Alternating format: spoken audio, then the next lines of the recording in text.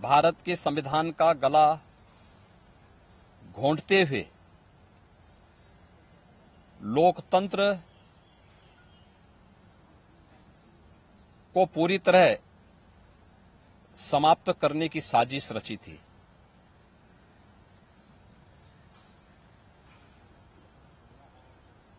पच्चीस जून 1975 रात के अंधेरे में श्रीमती इंदिरा गांधी जी के नेतृत्व में कांग्रेस की सरकार ने कैसे भारत के लोकतंत्र को नष्ट करने का प्रयास किया था। उस समय के सभी विपक्षी दलों के नेताओं को, उसमें से अटल बिहारी वाजपेयी जी, से मोरारजी देसाई जी, से जयप्रकाश नारायण जी, से लाल कृष्ण आडवाणी जी और विपक्ष के सभी नेताओं को बंद करके लोकतंत्र के गले को पूरी तरह घोंटने का प्रयास किया था। आज जब 50 वर्ष के उपरांत हम इमरजेंसी की उन यादों को स्मरण करते हैं तो स्वाभाविक रूप से कांग्रेस में चेहरे बदले होंगे, लेकिन उसका चरित्र, उसके हाव भाव आज भी वही हैं जो 1975 में एक बर्बर चेहरा उस समय में कांग्रेस पार्टी का देखने को मिला था। कैसे उन्होंने संविधान की मूल आत्मा कही जाने वाली प्रेम्बल में संशोधन करके उसकी आत्मा को नष्ट करने का प्रयास किया था। कैसे कांग्रेस ने उस समय देश के नागरिकों के मौलिक अधिकारों को पूरी तरह प्रतिबंधित कर दिया था। कैसे न्यायालय के अधिकारों को कांग्रेस पार्टी ने उस समय में बंधक बना के रख दिया था। और आज भी कांग्रेस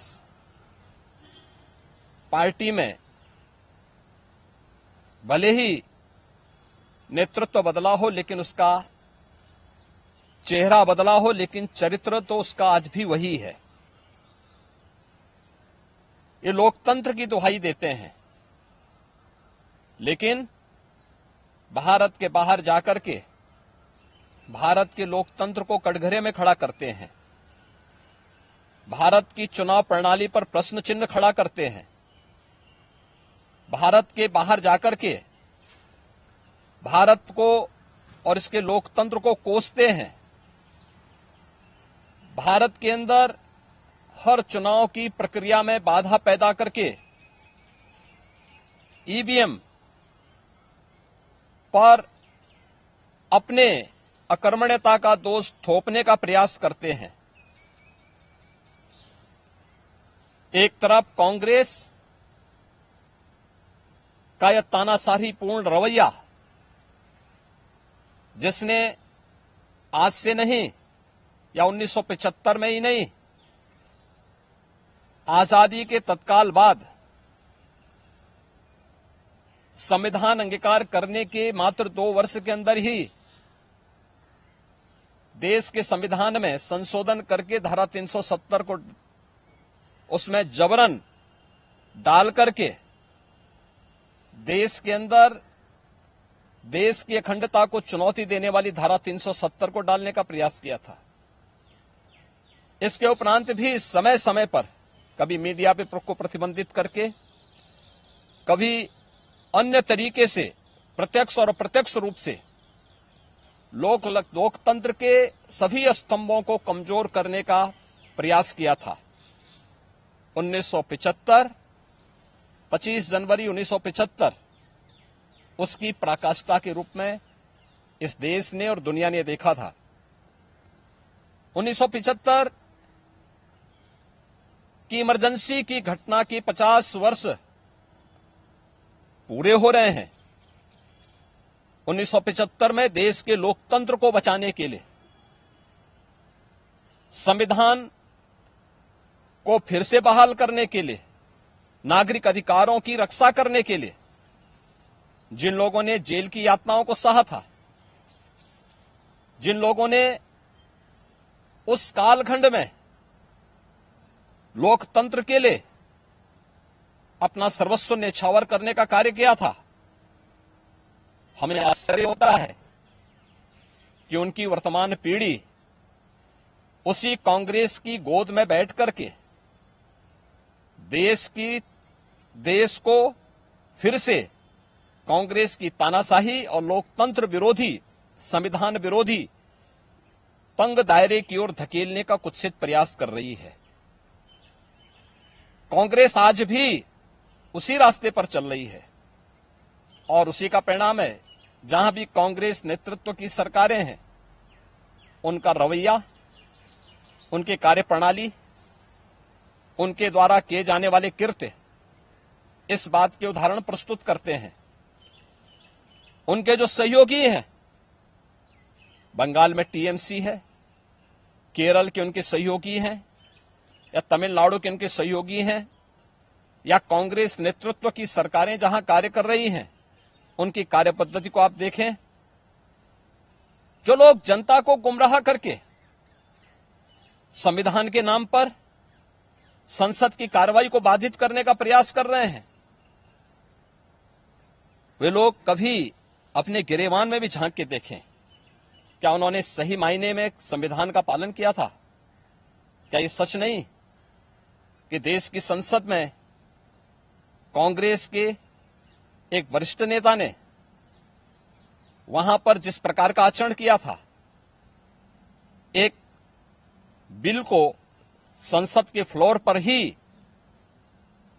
किस तरीके से अपमानित करने का काम किया था, वहां फाड़ने का काम किया था? ये क्या किसी से छुपा हुआ है?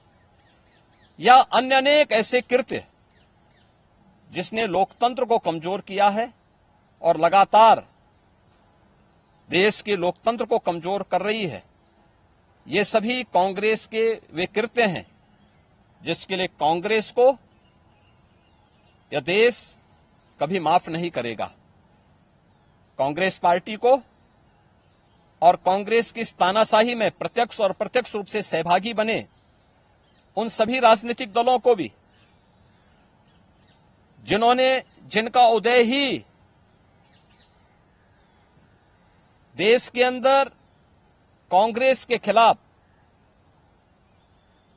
लोकतंत्र को बचाने के लिए हुआ था, आज वे कांग्रेस की गोदी में बैठ करके जिस तरीके का आचरण कर रहे हैं, यह देश और इस देश की जनता उसे किसी भी स्थिति में स्वीकार नहीं करेगी।